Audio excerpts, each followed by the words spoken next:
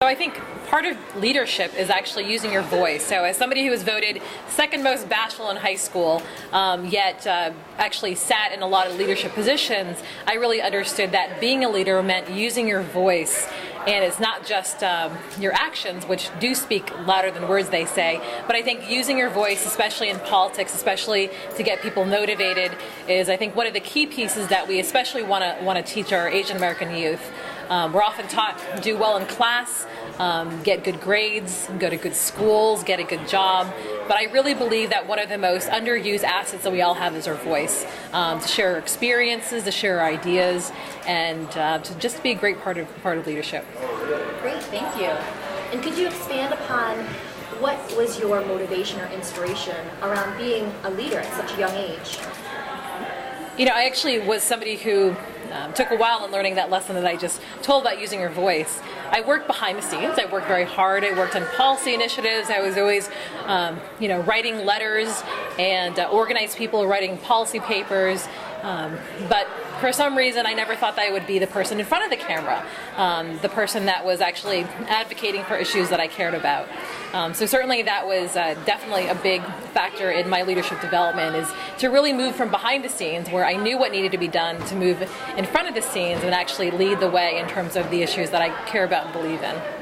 Excellent. Could you also share with us what had influenced your leadership style and how you're able to be so successful in the city of Fitchburg and make the impact that you're making?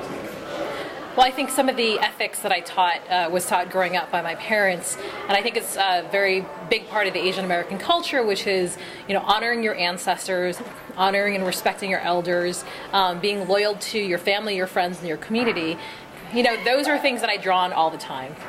It's not always the case to be the loudest person in the room or to win every argument, but part of it is that if you're looking to be in something long-term, if you're looking to be a true leader that's going to enact long-term change, then people will see those qualities. So if they see the ethics where you are loyal, you're loyal to the community, to people, that you respect others, then you'll earn their respect as well. So I think that's definitely a key part of leadership and my leadership style. Excellent. And then I'm just going to end the interview with one last question. What advice could you give parents around motivating their children and supporting them in their goals and leadership endeavors?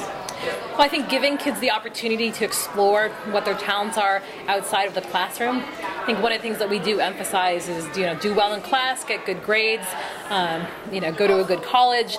But I really think that one of the things we have that would be a missed opportunity is for really our youth to explore how well they can use their voice or whether they have talents in arts or athletics.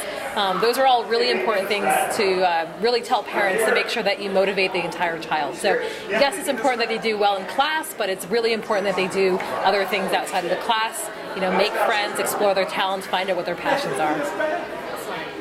Thank you, Lisa. Thank you. We really appreciate you spending time with us and talking about leadership this evening. Thank you.